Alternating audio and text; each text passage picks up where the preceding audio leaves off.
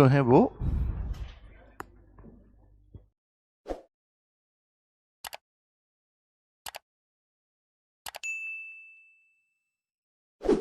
Rise and fall in sea level.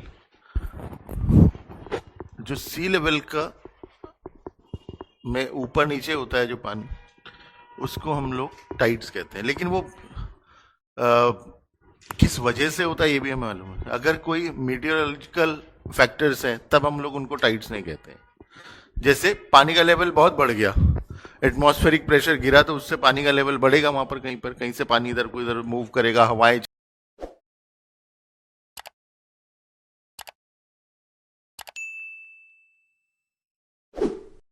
Storm surges आते हैं समुंदर में, ठीक है, तूफान आ गया, तो वो अलग है। ये क्या है? occasional rise and fall in sea level which is caused due to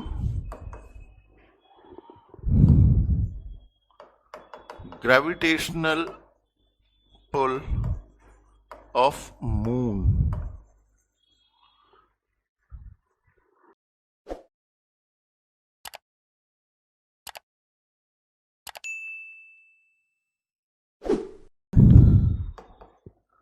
That of sun to a lesser extent. Mainly पीछे रीजन है ग्रेविटेशनल पुल ऑफ मून और थोड़ा बहुत सन का ग्रेविटेशनल पुल, ठीक है। इसके अलावा अनदर फैक्टर इज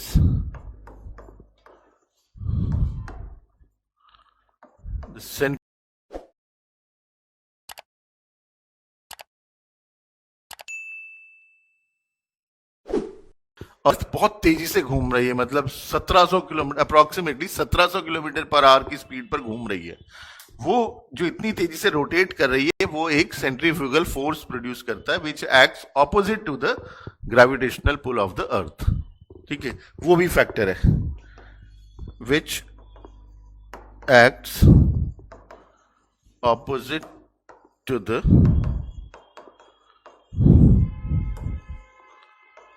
gravitational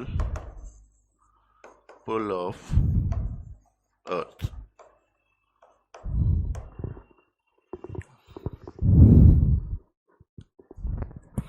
तो चार फोर्सेस हो गए, एक मून का ग्रेविटेशनल पुल, एक सन का, एक अर्थ का, और एक centrifugal force produce bye rotation.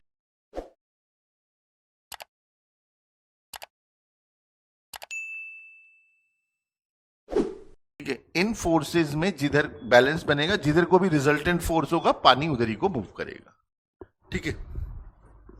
ये याद में रखना है।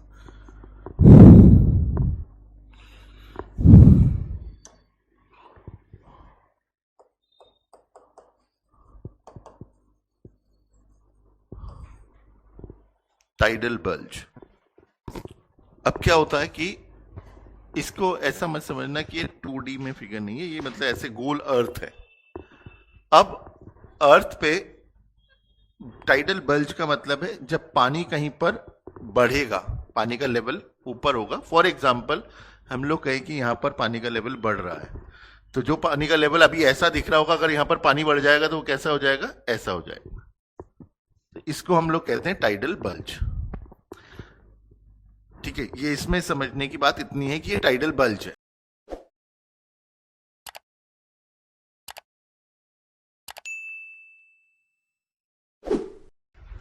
मून ने इसको अपनी तरफ पुल किया, ठीक है।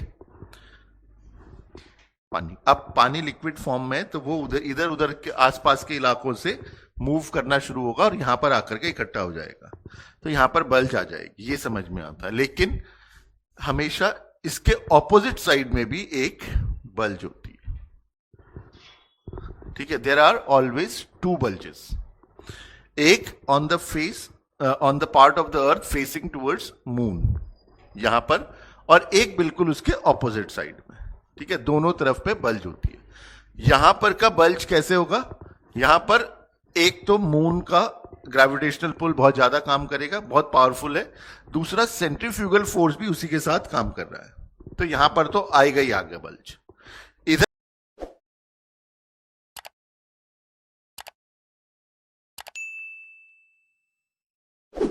करके इधर आ गया, ठीक है। तो यहां पर लो टाइड होगी दोनों जगहों पर साइड्स में, और इधर क्या हो गई, हाई टाइड हो गई। अब बात ऑपोजिट साइड की, क्वेश्चन ये होता है कि उधर की साइड क्यों बल्ज है। तो उस तरफ को, क्योंकि ये आपने पढ़ा होगा, अर्थ का रेडियस कितना है करीब, अर्थ का रेडियस 6,500 किलोमीटर के आसपास है, ठीक है। और फिर उसका डबल 12,000 किलोमीटर दूर और है अर्थ के। तो यहां इस तरफ को अर्थ का, सॉरी, मून का ग्रेविटेशनल पुल सबसे वीक होता है, ठीक। ये तो बात समझ में आती है ना। यहां पर तो सबसे स्ट्रांग है, तो इधर सबसे,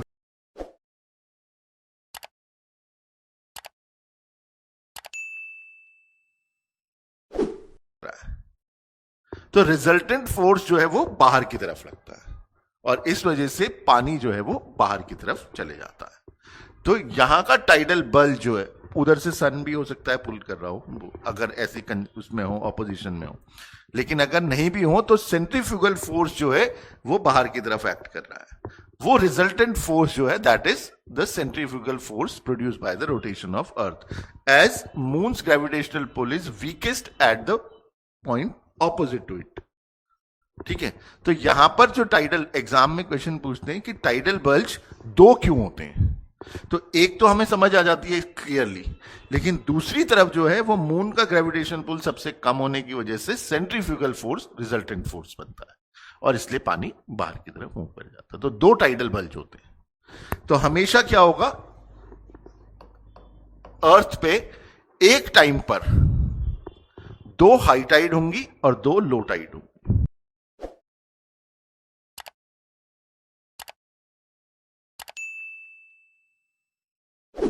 प्रोड्यूस किया है वहां पर लो टाइड है अगल बगल में, ठीक है। ये ऊपर नीचे नहीं है, ये अर्थ को ऐसे गोला समझे तो आसपास है, ठीक है। ये याद में रखना है हम लोग को। तो इस तरफ ये टाइम ये याद में रखना है, ये due to the gravitational pull of moon which is strongest here. इस फिगर के अकॉर्डिंग यहां पर सबसे स्ट्रांग होगा ग्रेविटेशनल पुल ऑफ मून। इस side gravitational pull of moon is weakest and result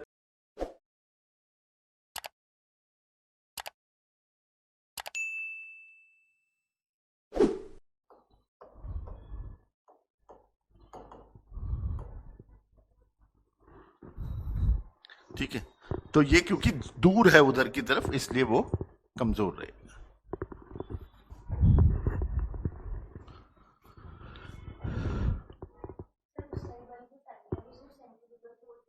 centrifugal force की वजह से हो रही है। ग्रेविटेशनल पुल तो है ही सब जगहों पर, लेकिन वो पावरफुल है centrifugal force.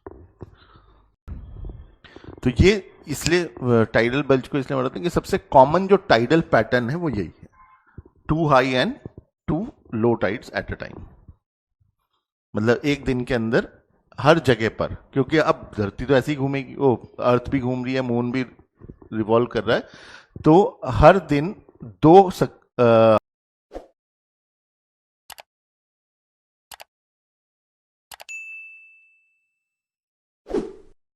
Common tidal pattern क्या है, 2 high and 2 low tides in a day.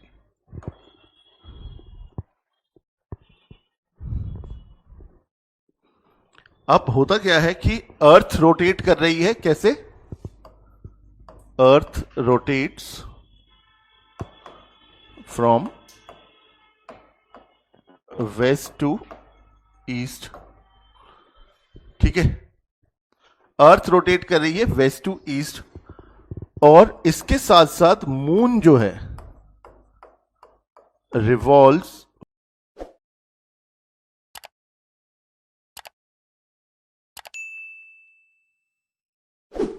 ठीक है। अब इसको समझेंगे जरा सा। Earth for example west to east ऐसे घूम रही है अर्थ, अब मून भी ऐसे ही रिवॉल्व कर रहा है। अब मून इस समय पर, ये पॉइंट है, इसके ठीक ऊपर है मून।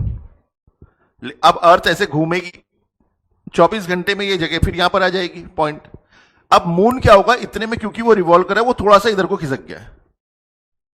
अब अर्थ को इसके ऊपर आने में, फिर से यहीं पर आने में 24 घंटे की बजाय थोड़ा सा ज्यादा टाइम लग जाता है। समझ रहे? मतलब अर्थ जैसे 24 घंटे में एक रोटेशन कंप्लीट करती है, तो मून उस समय पर यहां इसके ऊपर आने की बजाय थोड़ा सा आगे खिसक गया है। अब ठीक फिर से मून को इसके ऊपर आने में थोड़ा सा 24 घंटे से ज्यादा टाइम लग जाता है।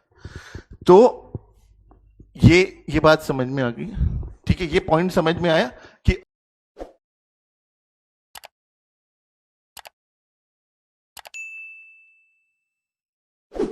पॉइंट के ऊपर मून को दोबारा आने में 24 घंटे नहीं बल्कि थोड़ा सा ज्यादा टाइम लग जाता है। That time is 24 hours and 50 minutes. ठीक, अब हमने अभी क्या बोला कि एक जगह पर यहां पर हाई टाइड आई H1 और H2 और L1 और L2, ऐसा अभी लिखा था हम लोगों ने, ठीक है? अब अर्थ ऐसे घूमेगी पूरा। जब ये वाला पॉइंट यहां पहुंचेगा तो यहां पर लो आ जाएगी, जैसे ये पॉइंट इधर पहुंचेगा फिर से हाई आ जाएगी। फिर यहां पर पहुंचने में ये फॉर एग्जांपल ये पॉइंट है एक्स, इस एक्स पॉइंट और मून ठीक इसके ऊपर है इस समय पर, ठीक? यही जो हमने अभी बात करी। अब ये मून ऐसे अर्थ घूमी और दोबारा यहां पर आने में, तब तक मून थोड़ा सा आगे घुसक गया, फिर इसको इधर तक पहुंचने में, ठीक ऊपर आने में कितना टाइम लगेगा? 24 our.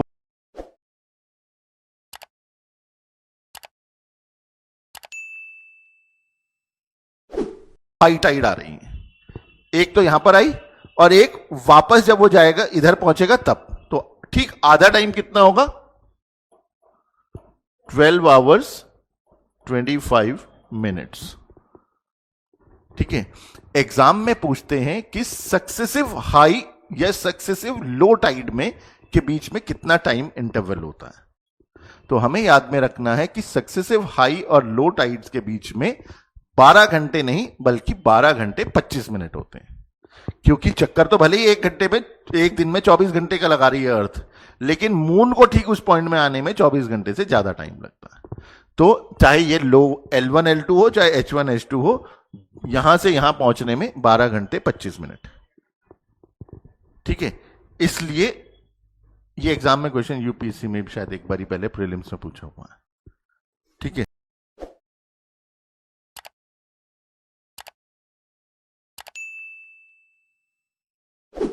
which the earth rotates, therefore ऐसा आप लोग लिख लेना, एक लाइन इसमें लिख लेंगे कि since the moon revolves in its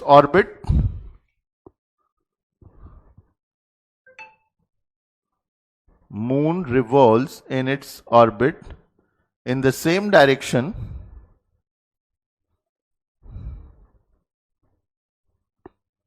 as the earth rotates,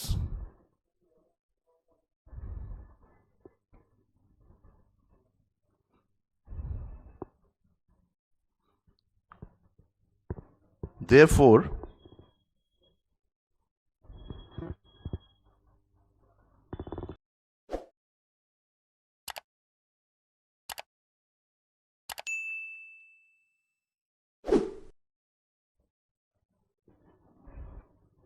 a period of 24 hours and 50 minutes elapses between two times when and the moon is right overhead at a place on the earth.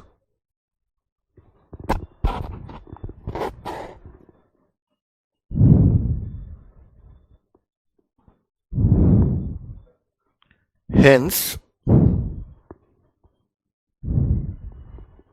successive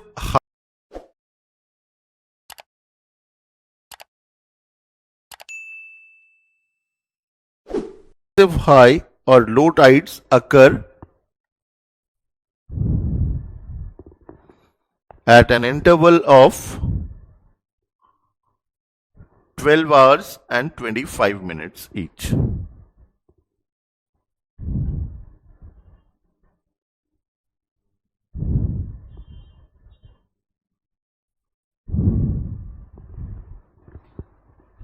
ठीक है, तो exam में कभी भी पूछे 24 घंटे का आधा नहीं करना है, 24 घंटे 50 मिनट होते हैं, इसलिए 12 घंटे 25 मिनट पर सक्सेसिव हाई लो टाइड है। और अगर कभी हाई और लो के बीच में पूछे तो उसका भी आधा हो जाएगा, यहां से यहां पहुंचने में 6.25 घंटे लगेंगे उसको। ठीक है।